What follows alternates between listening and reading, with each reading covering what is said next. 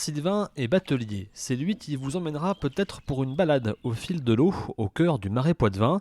Mais son début de saison est quelque peu retardé cette année, en cause la météo qui a provoqué de nombreuses chutes d'arbres venant bloquer les voies navigables. La saison, effectivement, un peu plus compliquée cette année. L'hiver a été assez pluvieux, beaucoup de niveaux d'eau, des crues qui étaient assez exceptionnelles. Donc, qui dit que le terrain est très mouillé, dit que les arbres sont aussi fragilisés, peuvent tomber. C'est le cas. Sur notre circuit, on en a plusieurs. Donc, effectivement, le début de saison n'a pas forcément été à la bonne date. Et encore aujourd'hui, on a des circuits qui ne sont pas forcément praticables. On a un circuit qui est libre, les autres, ça va se faire d'ici quelques jours. Nous, on s'occupe des plus petits branchages, de tous les embâcles qui peuvent, donc les embâcles, les branches qui sont en travers de l'eau et qui peuvent retenir aussi les branchages et les feuilles.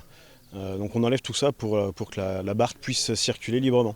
L'entretien des voies est à la charge des propriétaires dont une partie sont des privés, mais la grande majorité est gérée par l'institution interdépartementale du bassin de la Sèvre niortaise, un organisme qui gère un réseau qui s'étend sur plus d'une centaine de kilomètres.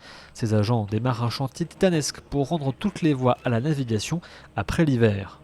Suite au coup de vent et aux crues, ensuite on visite les réseaux hydrauliques par la voie d'eau, en général par bateau, et puis quand on peut par les halages. Ensuite on fait venir des engins un peu spécialisés, des grues, des débardeurs forestiers, des pelleteuses. L'idée c'est de sortir les bois de ces voies d'eau du domaine public fluvial pour permettre la navigation. Dans un premier temps on fait un repère cartographique pour recenser l'ensemble des arbres, on regarde les parcelles qui sont concernées, on contacte un certain nombre de propriétaires et ensuite on accède avec des engins. Un vrai travail de fourmi pour recenser tous les arbres à enlever, mais malgré les difficultés de cette année, la saison des bateliers s'annonce plutôt bonne. Avec le retour des beaux jours, les réservations ont déjà commencé.